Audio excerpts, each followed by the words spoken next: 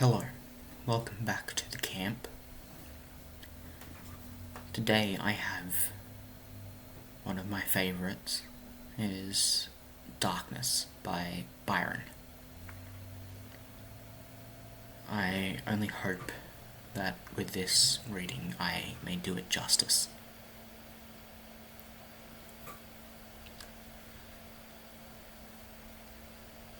I had a dream, which was not all a dream.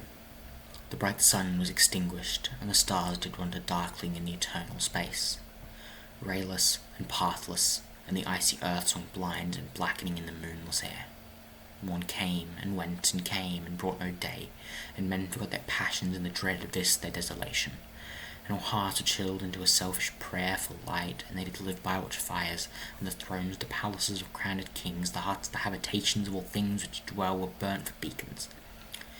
Cities were consumed, and men gathered round their blazing homes to look once more into each other's face.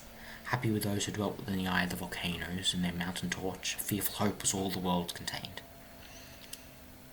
The forest was set on fire, but hour by hour they fell and they faded, and the crackling trunks extinguished with a crash, and all was black. The brows of men by the despairing light were an unearthly aspect, as by fits the flashes fell upon them. Some lay down and hid their eyes and wept, and some did rest their chins upon their clenched hands and smiled. And others hurried to and fro and fed their funeral pyres with fuel, and looked up in mad disquietude on the dull sky. The pall of a past world, and then again, with curses cast them down upon the dust, and gnashed their teeth and howled. The wild birds shrieked, and terrified did flutter on the ground, and flap their useless wings. The wildest brutes came tame and tremulous, and vipers crawled and twined themselves among the multitude.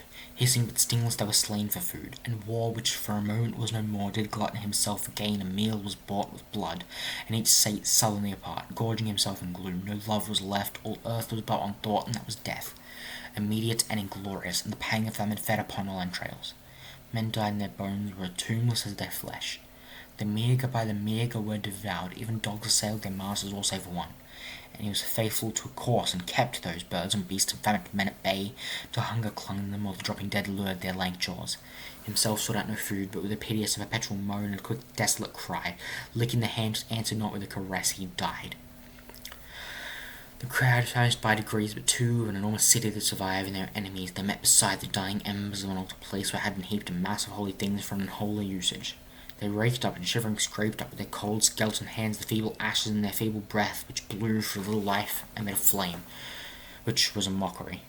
And then they lifted up their eyes as it grew lighter, and beheld each other's aspects, saw and shrieked and died. Even of their mutual hideousness they died, and knowing upon whose brow famine had written fiend. The world was void, the populous and the powerful was a lump, seasonless, herbless, treeless, manless, lifeless. A lump of death, a chaos of hard clay. The rivers, lakes, and ocean all stood still, and nothing stirred within their silent depths. Ships sailless lay rotting on the sea, and their masts fell down piecemeal. As they dropped, they slept on the abyss without a surge.